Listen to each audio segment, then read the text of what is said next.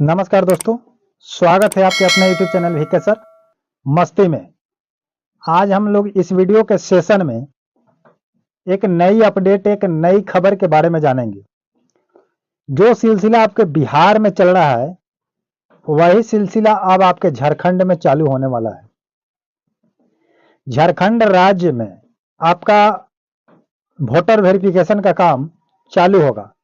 जैसे बिहार में SIR लागू हुआ है, समझ रहे हैं, स्पेशल इंटेंसिव रिवीजन, ये आपका काम अब झारखंड में चालू होगा, क्योंकि यहां पर अब समाप्त के कगार पर है और उसका काम डिजिटली अब ऑफिशियल काम हो चुका है।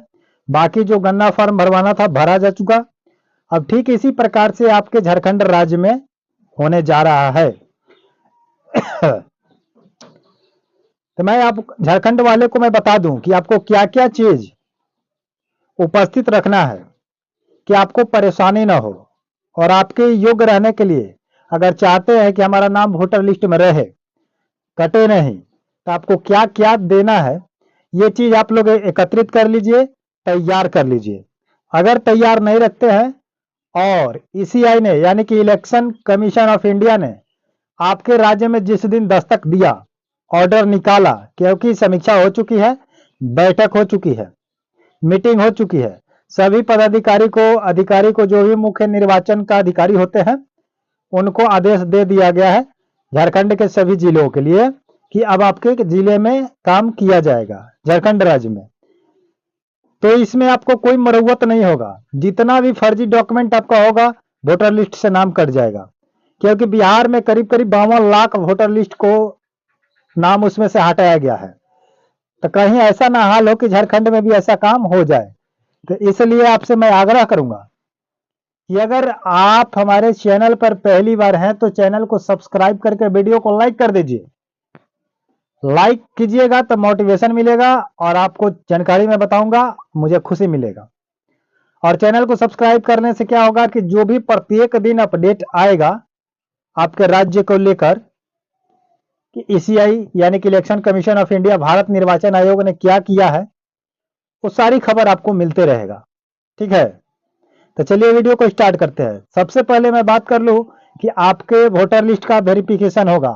आपका वोटर लिस्ट अगर एक जगह से दूसरे जगह, 2 जगहों का उपयोग कर रहे हैं, तो एक वोटर लिस्ट आपका कट जाएगा, एक बचेगा।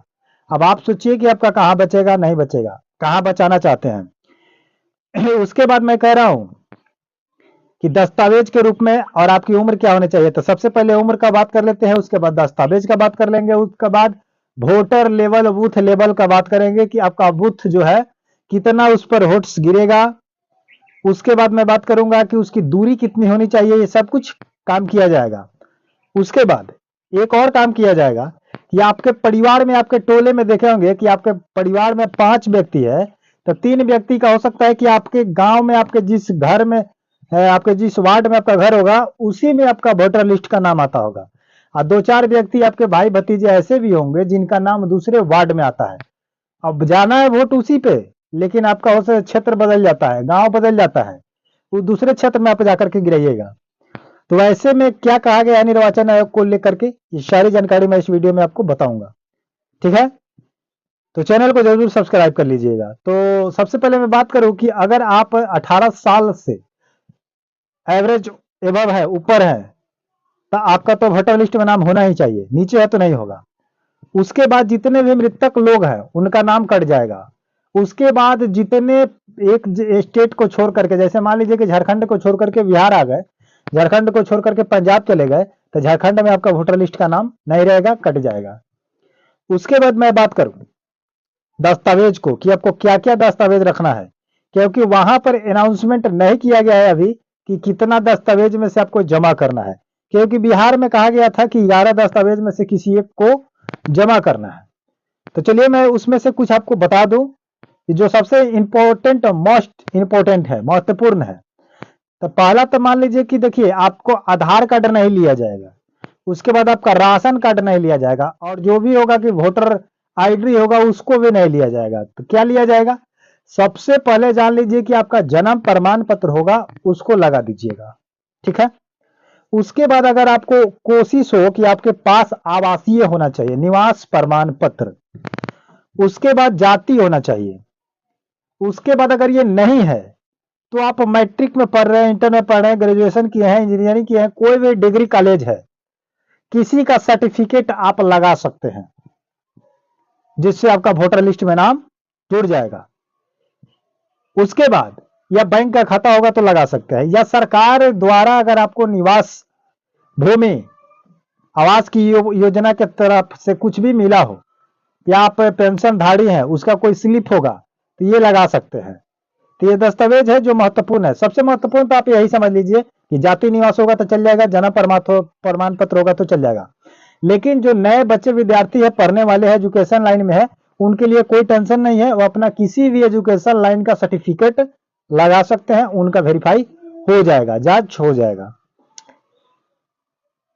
तो उसके बाद मैं बात करूं कि बूथ लेवल पर तो आपके जो भी जितने बूथ है, हर बूथ पर आपका 1200 वोट डालने की अनुमति दी गई है, उससे अधिक नहीं, उतना ही मतदान पत्र वहां का होना चाहिए। उसके बाद है कि 2 किलोमीटर जो दूर जाकर के वोट गिराते थे लोग, मतदान करते थे, उस चीज को कम करके नजदीक किया जाए, जिनको आने जाने में पब्लिक को क्या हो, परेशानी ना हो, इस चीज को देखा गया जाएगा, इस पर भी विचार किया गया है। उसके बाद मैं बात करूंगा कि जितने भी लोग का वोट इधर से उधर हो जाता है, इस क्षेत्र से उस क्षेत्र में, मैं मान लीजिए कि इस क्षेत्र में रह रहा हूं और मेरा वोट चला गया उस क्षेत्र में, उसका चला गया इस क्षेत्र में, तो इस चीज को आयोग ने सूचना दिया है अधिकारियों को कि आप लोग इस चीज पर ध्यान दें कि किसी का नाम कट करके एक क्षेत्र से दूसरे क्षेत्र में ना जाए, जिस क्षेत्र का व्यक्ति है उसी क्षेत्र में उसका वोटिंग होना चाहिए। तो ये झारखंड राज्य के लिए एक नोटिस है, और आप नोटिस इसके स्तर पर देख भी रहे हैं। तो जितने भी झारखंड राज्य है, देखिए कि बिहार और झारखंड दोनों पहले एक ही था, इसमें कोई दिक्कत नहीं है, बाद में आपका झारखंड अलग हो चुका। तो जो प्रोसेस आपका बिहार में हुआ है वही प्रोसेस आपका झारखंड में भी होगा, समझ रहे बात को। तो उम्मीद करते हैं कि आप हमारे भाषाओं को आप समझ रहे होंगे, क्योंकि झारखंड और बिहार, झारखंड यूपी बिहार में भोजपुरी या हिंदी चलता ही है।